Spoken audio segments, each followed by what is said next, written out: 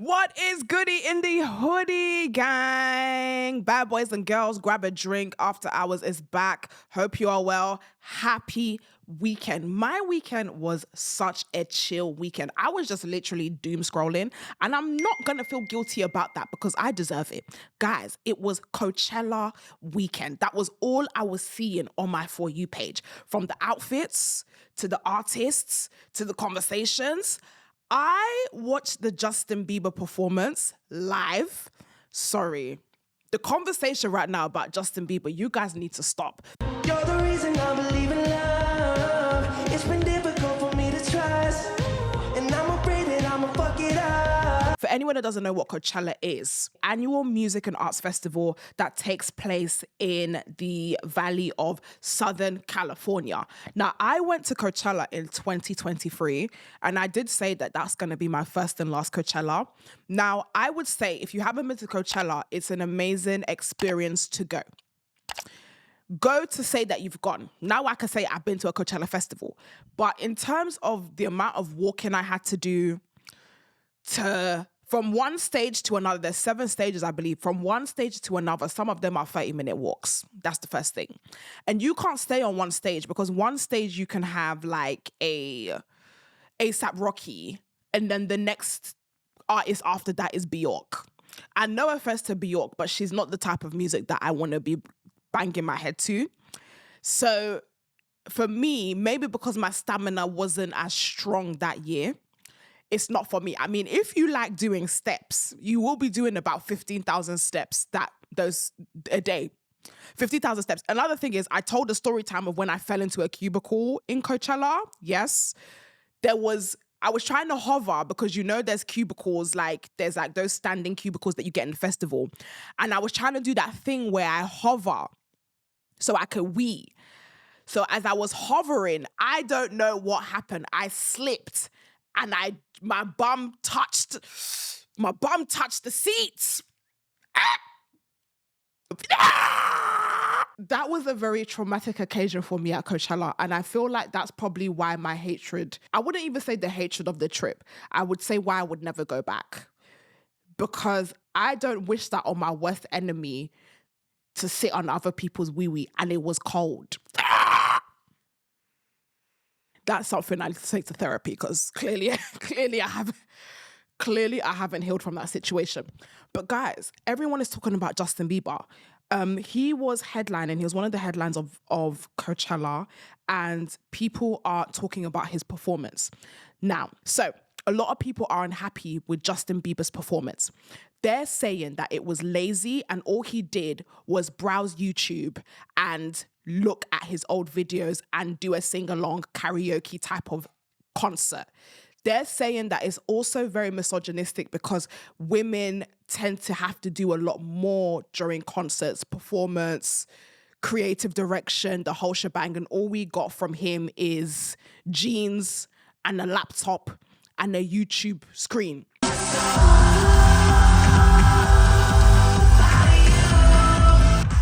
Let me tell you something. A lot of people are trying to compare this to saying a Sabrina Carpenter show or a Cat's Eye show. Let me tell you this.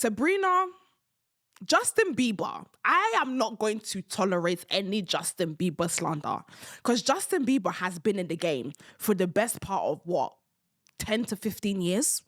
No one can chat to Justin Bieber. No one can chat to his discovery. Nobody can chat to his impact. So me as a real believer, I sat there with the YouTube screen and I digested every tune. Justin Bieber right now is in a very, very, very interesting place because he is a child star. He came onto the game in his early teens and he's had to navigate this industry, even alleged sexual assault, even so many things that's happened to him as a boy, and still managed to find love for the music and love for live performance.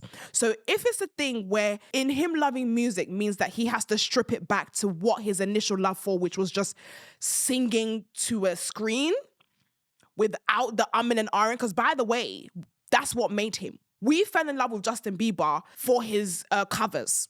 It was in his mum's house. He was singing the songs. He was telling us how he felt, and he went about his business. There was no popping and locking here. There was no fireworks here. There was no legs, shoulders, knees, and toes. It was just him and a beautiful voice and a talented individual. So if he's trying to remove all the bells and whistles and find the source of his love for music and maintain that and not allow the industry to rip it from him, sorry, I'm with it. And let me tell you something, I sang along. Now he's bigger than me, taller than me, and he's older than me, stronger than me, and his arms a little bit longer than me, but he ain't on a JB song with me. I be trying to chill,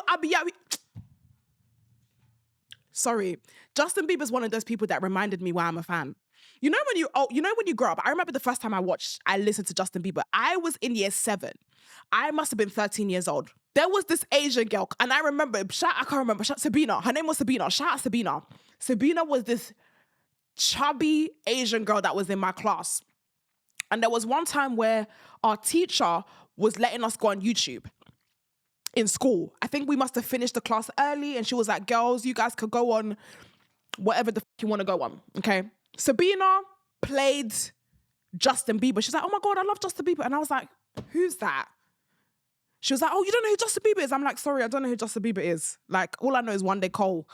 Like, my mom only plays Afro beats in the house. I don't know shit. She played Justin Bieber. She played his first song. What was his first song? Oh my God, how could I forget? She played One Less Lonely Girl. One less lonely girl. One less lonely girl. One less lonely girl. Is that the lyrics? One less lonely girl. That one less lonely girl. From then I was sold. What's goody in the hoodie? I have a special announcement, guys. If you guys have not bought your Purple Couch tickets, London and Dublin, I am telling you, there's a special announcement that is coming up very soon. Please get your tickets. Also, if you are not part of our WhatsApp community, guys, I'm putting a new WhatsApp community in the description. Join us. I'm bringing a community of beautiful women together to have a good time and have fun. And finally, guys, for dilemmas, please click on the form if you want to be involved in any of our dilemmas shows. I love you guys so much. Make sure you get your tickets, guys. It's in the link. Mwah! I find it very interesting when a white boy can make me have feelings that I've never felt. Shout out to all the white boys. There's a certain type of white boy that will make me feel a type of way. There's only some moments in my life where a white man has made me feel something different. And Justin Bieber's one of them. I have to give it to him. Justin Bieber is one of them. And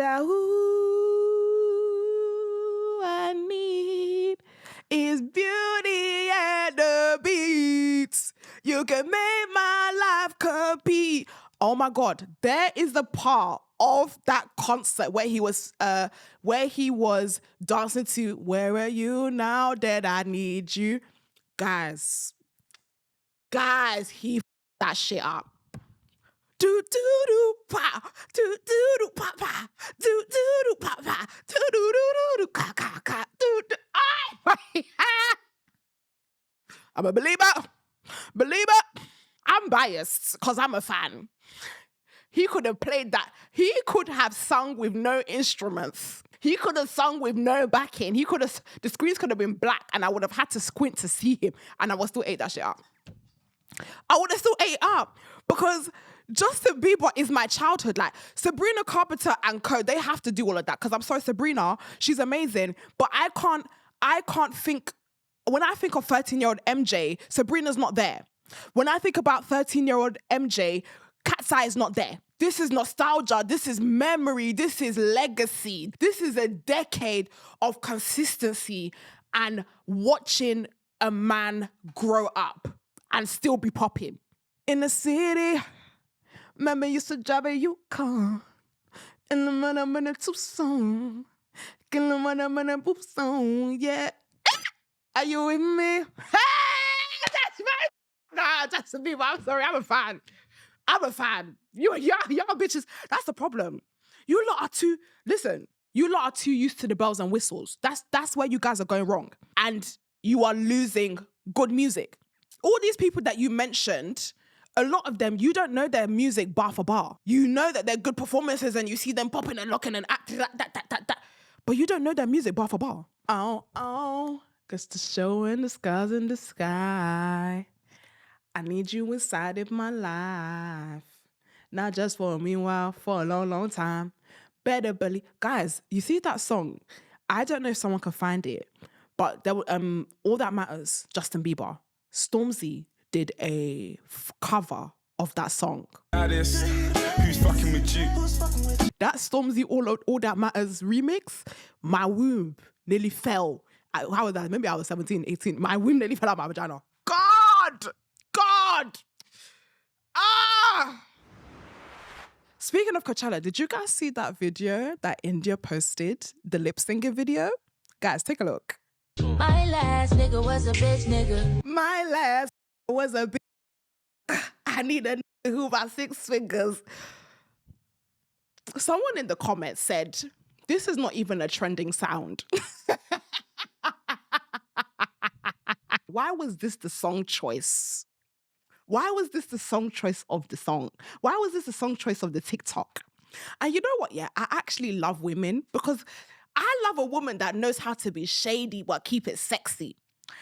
There's something about a slight shade, nothing too crazy. Like you didn't call him out of his name and tell him that, you know, you're this and you're that.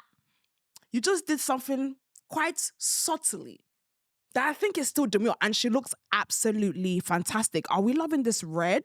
Guys, comment below. One thing about a black woman in the summer, we're gonna have some color in our hair. Ask about me. Okay, cool. I know I know it's not the same. I know this wig we're working on it, innit? So Indiyah posted that TikTok. Obviously, the lyrics were kind of like an indirect direct is what people are saying, and people are in the comments having a little key. Now, the Dami and Indiyah saga continues because I saw recently that Dami posted a picture of Uche and tagged it date. It's here. He's gone to tag it date. I'm seeing blogs pick it up and referring to Uche as Dami's girlfriend. Now, we know, those that are within the circle, within the space, we know that those two are friends. I can't help but think, and I love Dami and I love Uche, but I can't help but think that they're loving this a bit. Because if you guys know that people think you're dating, me personally, if I know I'm not dating someone, you're my friend, I'm not going to be making date night jokes and things like that. My thing is this. You're making jokes like that, and then when people think you're together, you're now coming out like, no, can you guys get your facts checked? Because, you know, like, no, guys, oh my God, stop. We're not dating, guys, stop. Like, stop it. Like, how could you even think that? Girl, because your friend put the date night thing, like, how people, you're confusing people, you know what I'm saying? So like, do you want this or you don't want it? Do you want the attention or you don't want the attention? It's given like, you know when someone calls paparazzi on themselves and they're like, no, please, stop.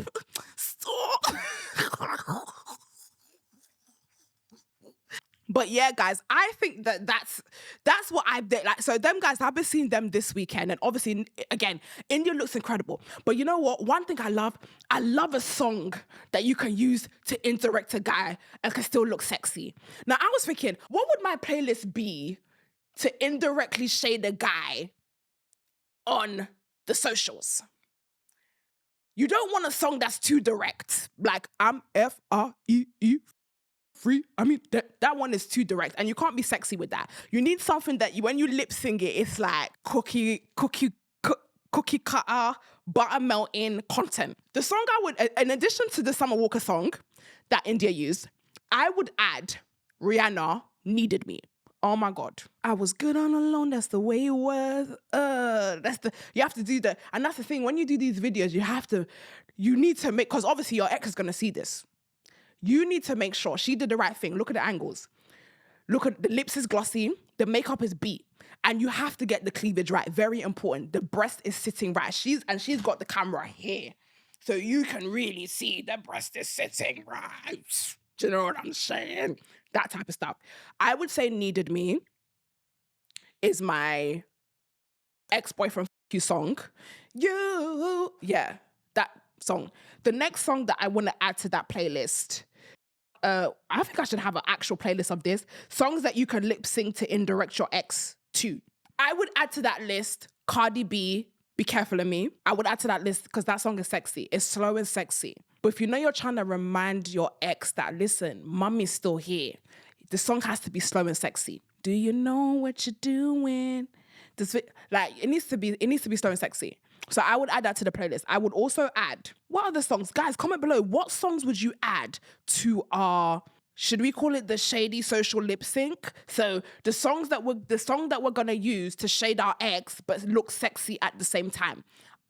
Guys, Mariam, I'm making a Spotify playlist and I'm gonna get the bad boys and girls to add lyrics into this because I feel like a playlist like that is very important. Because sometimes it's very important to remind a man what time you're on.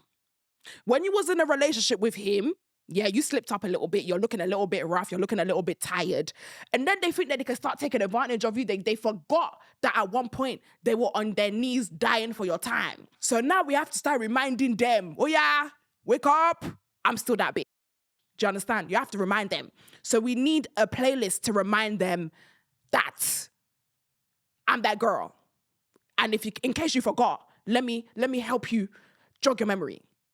Do you understand? I need a playlist like this. Guys, click on it. We're going to add we are going to make the perfect playlist. Trust me.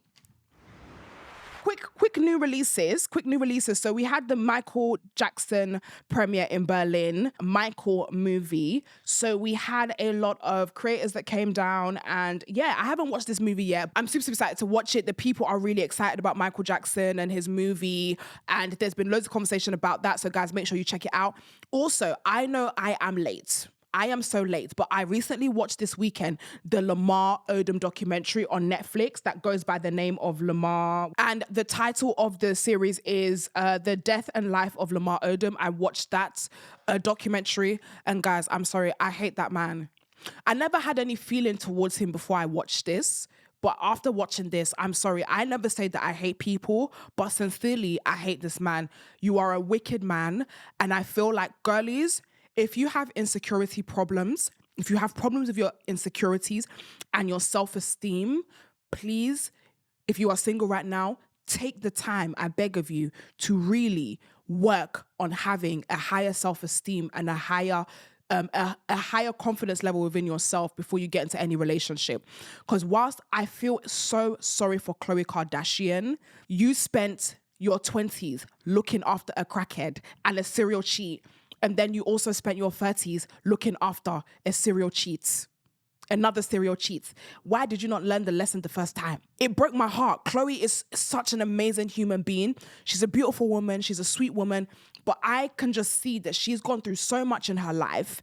She has an alleged father different to her sister. She's been treated differently. She's been called the ugly Kardashian. She's been mentally and verbally abused throughout her whole life online.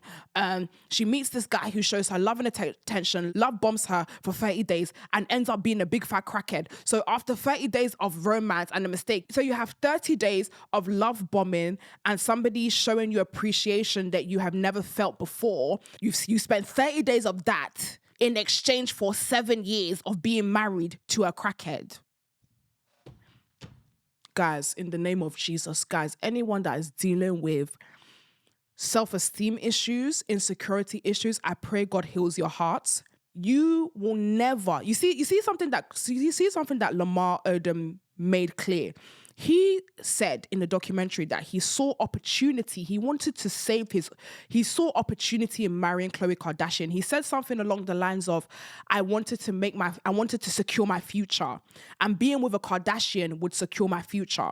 So sometimes men will see your worth before you do. He knew, if I'm married to this woman, my life is secure. I'm good. She was just coming in like, oh, I love him. He's saying all these nice things about me. He's so kind. He's so innocent. He's so genuine.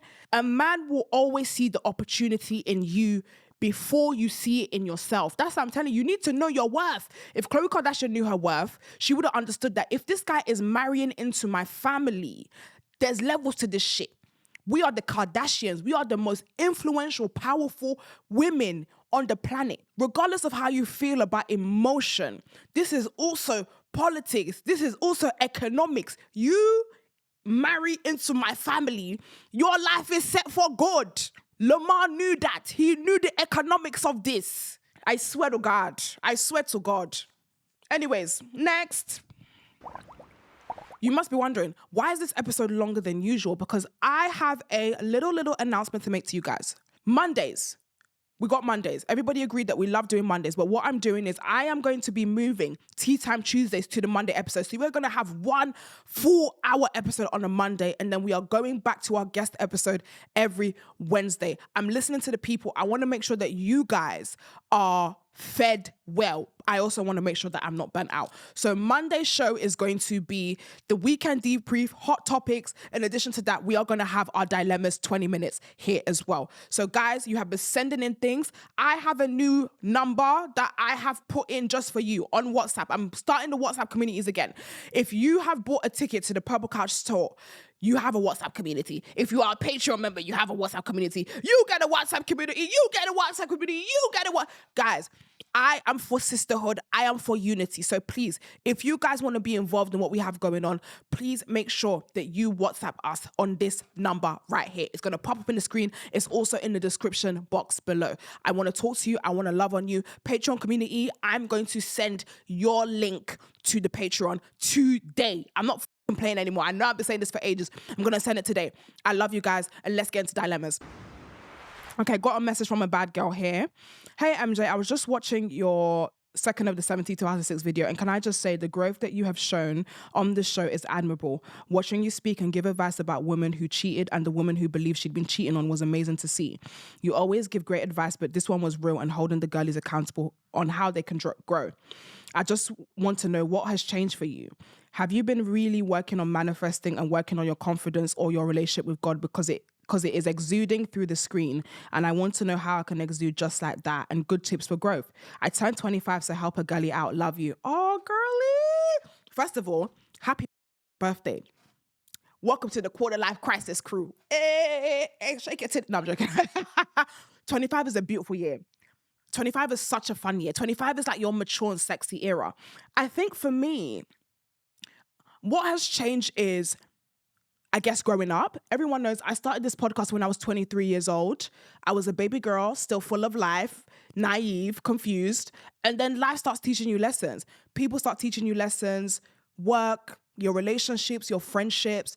And the importance of anchoring yourself in God in this season in my life is so important. And yeah, just life being a good teacher. But for life to be a good teacher for you, you have to throw yourself in the deep end. You have to do things that you are not used to. You have to do things that make you feel uncomfortable. Like I said it in another episode. In order for a muscle to grow, it must first go through pain and pressure. So the more you push yourself, the more you do things that make you feel uncomfortable and uneasy and a little bit embarrassed, the more you learn from those lessons and grow and evolve. And that's falling in love too, guys. Some of you guys are really afraid to fall in love because you're afraid to get heartbroken. But trust me, any that has been heartbroken more than me, every time you fall down, like, you get up stronger, wiser, quicker, faster. Like, it's beautiful. Like, do not run away from the idea that you can't fall in love because you're avoiding heartbreak. If you want to be a tough ass bitch and a strong ass, and if you want to see life and men for what it is, please, you have to make those mistakes now. Don't make those mistakes when you're 30 years old. Okay? Make those mistakes now. I love you so much. I love you so much. I'm really struggling with a situation involving someone I was extremely close to. This wasn't just a friend. This was my best friend, someone I saw as a sister. What hurt me the most is how unexpected it was. There was a situation that happened between us that escalated, and even though I tried to communicate and work through it, she ultimately made the decision to end the friendship. It felt very sudden and out of my control, which made it harder to process. Since then, I've noticed a big shift in myself. I'm not completely closed off, but I am a lot more guarded. I still show up, I spend time with my friends, but I hold back. I don't open up in the way I used to because part of me is scared of being used again or me ending in the same kind of hurt. Because of that, I definitely come across as different, surface level, or even like I don't care. I do care and value my friendships, but I just don't feel the same level of emotional safety I used to. I feel stuck in protecting myself and not wanting to damage the relationships I have. I don't want to lose people because of something someone else did, but I also don't know how to let my guard down without fear creeping in. So my questions are, how do you rebuild trust in people after deeply being hurt by someone you trusted? How do you stop yourself from holding back in relationships out of fear? And how do you find a balance between your protecting yourself and still showing up fully for the people in your life? Girl, I love you so much. Thank you for sending this in. I have been through this situation. I feel like people don't understand how painful friendship breakups are and how friendship betrayal is, even more than a relationship, because your friend will see you in ways that a romantic partner will never see you. In romantic partners, we tend to put our best foot forward. We tend to show people the beautiful sides to ourselves. Friendship levels that we have these days, if you're my friend, I'm showing you I'm a dirty bitch. Friendship level will see you for who you are. They will see your dirty later. They will see you in your ugliest, in your filthiest. And that level of betrayal comes from the level of vulnerability that you have when you're in a friendship. So I'm so sorry to hear that, sister girl. My heart is broken. But what I would say, how do you rebuild trust after being deeply hurt by someone you trusted? I would say you need to forgive the person. And you need to forgive yourself. I think before you can rebuild trust in people, you have to heal yourself. So the first step is forgiving yourself, forgiving that person. Another thing is time. There is nothing wrong with having time of isolation. Like right now, you're saying that you're in a season where you feel distant, you feel surface level.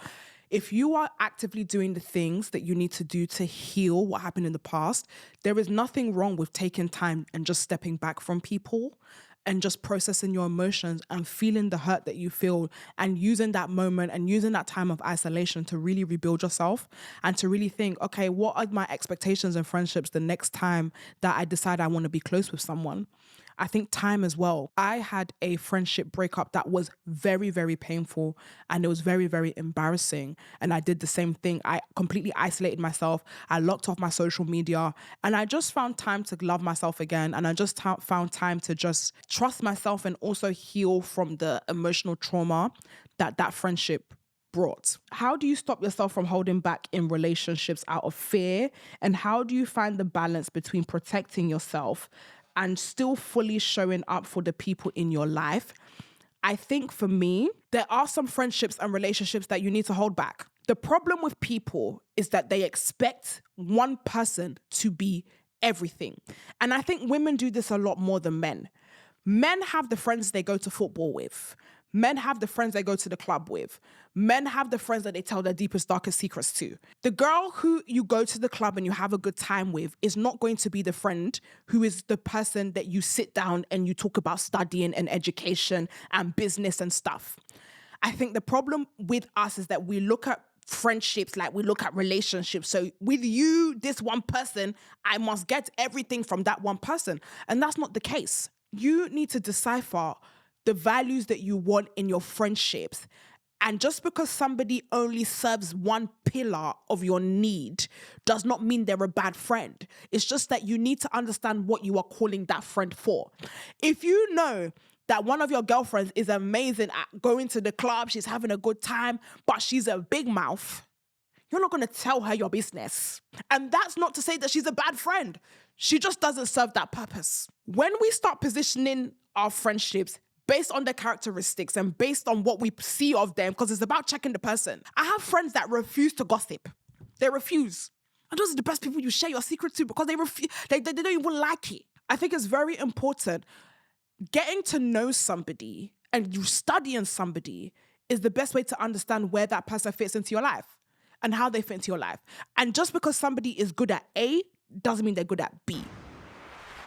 Dilemmas. Right, next dilemma.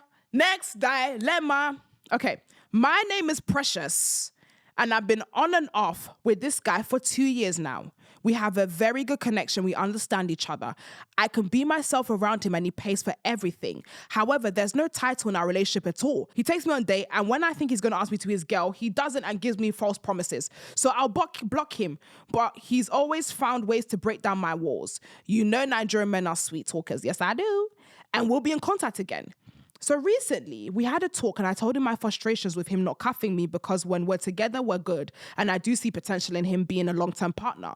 But he has commitment issues and I told him that I'm not going to be waiting around for him because he's very overprotective, e.g. tries to check my phone, but we're not in a relationship. He's very mad.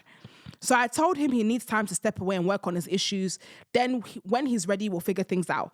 I'm bisexual and quite recently, I've been tapping into my love and attraction to women. And I really want to explore it more, but I feel a sense of guilt because...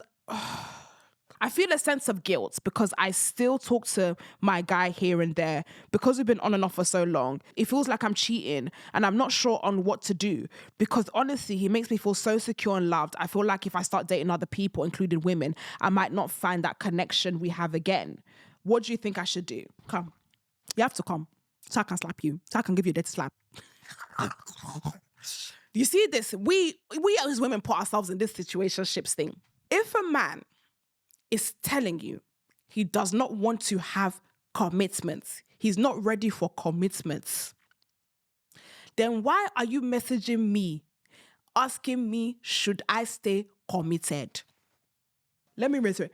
If a man has told you that he doesn't want a title, why are you asking me if you should do the things that people do in committed relationships with a title? I want to reiterate something to the ladies.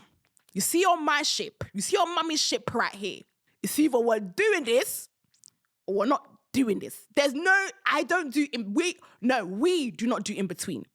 Whatever situationship you're in, cut it off now, today. This is how you move.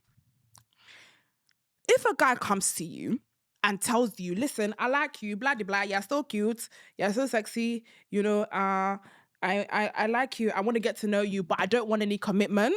You don't want any, you be like, oh, you're not looking for a committed relationship? Fine. Thank you. That's how you say thank you. You say, okay, cool, that's fine. You want that to feel like you want him to think that that's a benefit to you. You want him to feel like, oh, you don't want to be in a relationship? Okay. All right.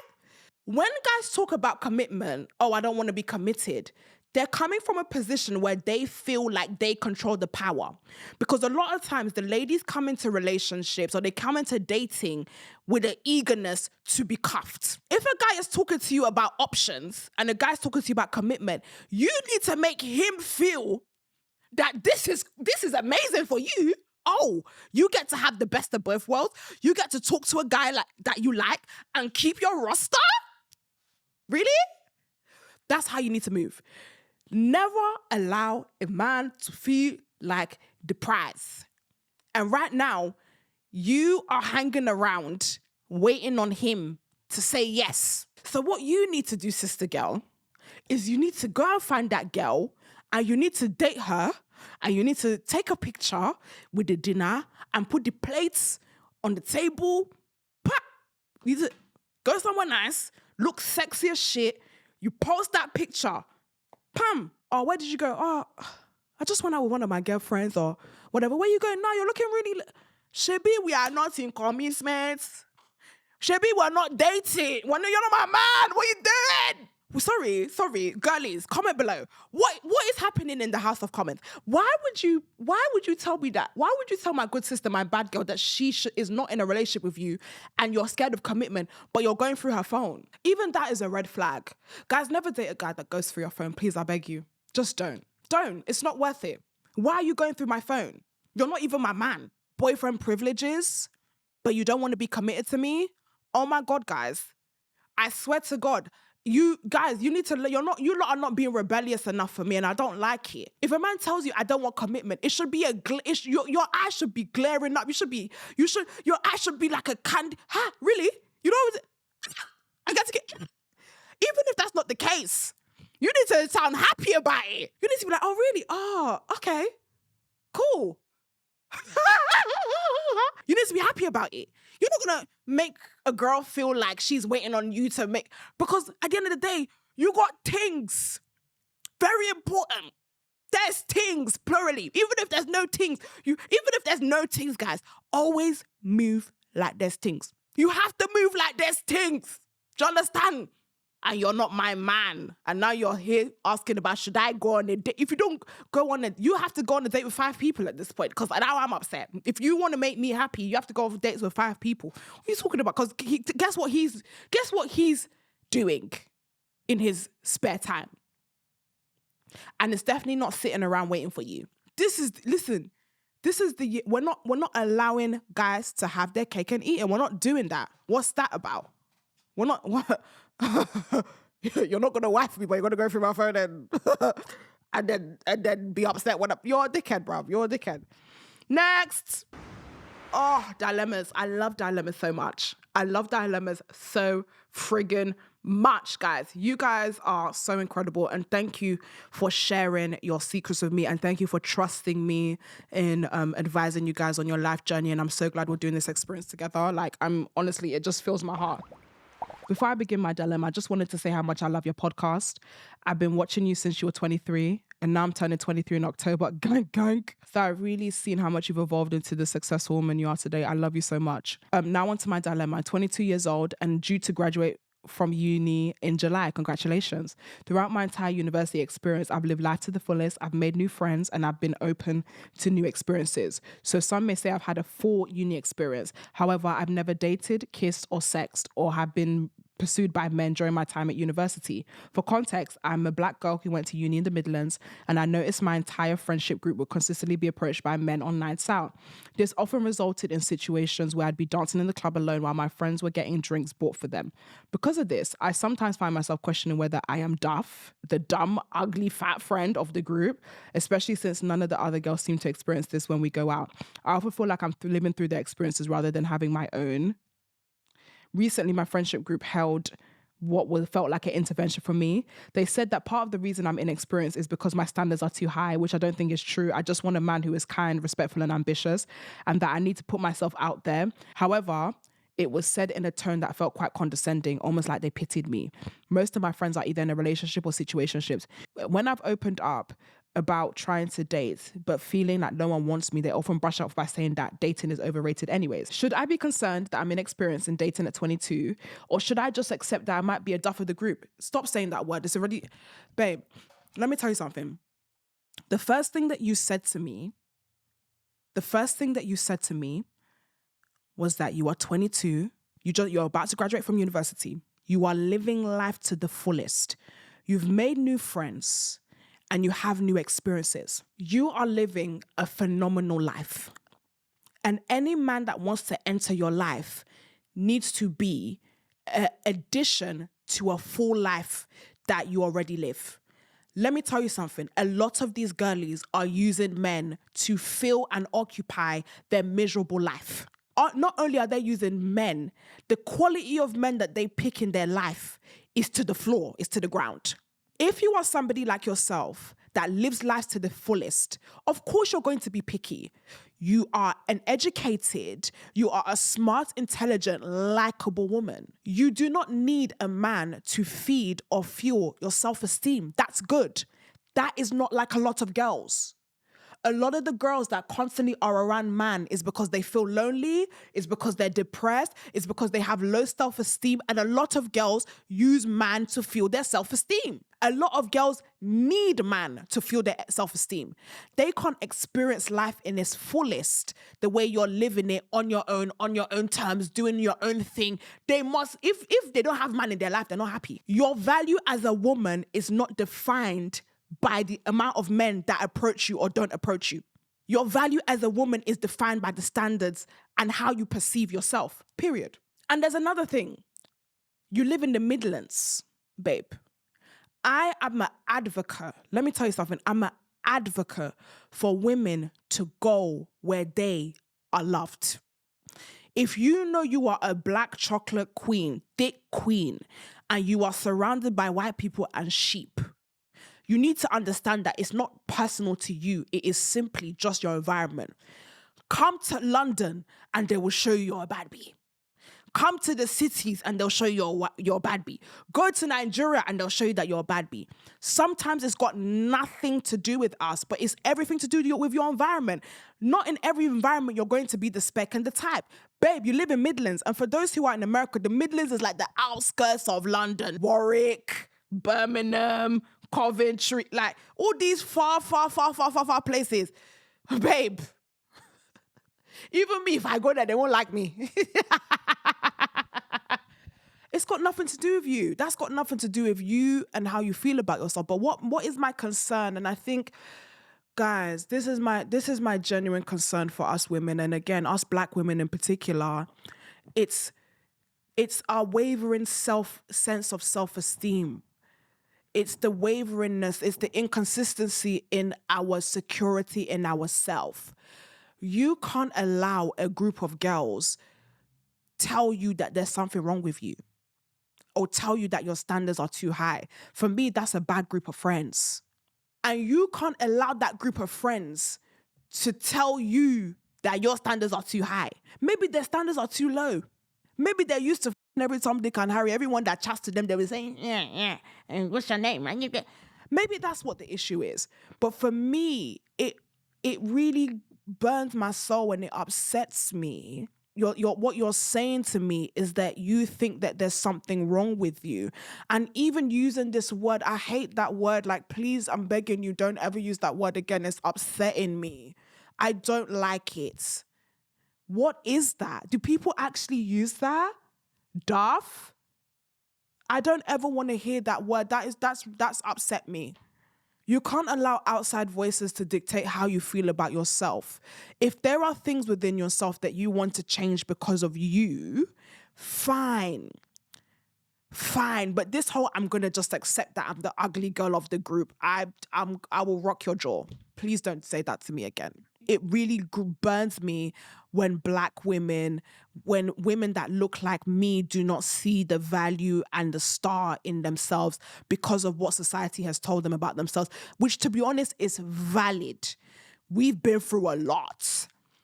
But it should be a constant battle for every woman of color to constantly feed into herself and also have a community of women that feed into them. I said it to you on the weekend. Last weekend, there was nothing like being in a room full of black women that was confident and sexy and felt good about themselves and their self-esteem. It feeds the soul. I never want to hear that word again. That's the first thing. The second thing is there's nothing wrong with you. You already live a full life, and not every success and not every value in a woman is tied to whether she has a man or not, or whether men want her or not, no. Unless you want to have a man, unless that's your desire right now, then we can have another conversation. But if it's coming from societal pressures, I'm going to need you to leave that alone, my dear sister. You are fucking beautiful. You're gorgeous. Thick women stand up all the way up. Don't let the internet lie to you. They will suck that stomach for you. Don't lie. All these guys are like, yeah, big woman, you will suck this stomach. You will suck this stomach dry and take me to KFC after. Anyways, guys, I got very passionate about that. It's been an hour. That's the end of the episode. Tell me, do you love this new format? Do you love this hour episode? I'm feeding you. Tuesday, there's not going to be any dilemmas. This was dilemmas right here. If you haven't put in your dilemma, please make sure that you fill out the form. Fill out the WhatsApp as well. We're going to have a WhatsApp community, guys. We're going to do it big. I love you guys. This is why I need the community, because I need to talk to you guys. And I need you guys to talk to each other. For those who are feeling isolated, that feel like there's not, that they are the black sheep, or they're the I don't even ever want to hear that word again. It's playing in my head and it's really irritating me. But I need to create a community of black women that are confident and sexy and want to do hot and sexy things and don't give a about what society says. I love you guys. Please look after yourself, and we'll be back on Wednesday for our cocktails and takeaway shows. Don't forget to drink either. I love you guys. Have a phenomenal week. Mwah.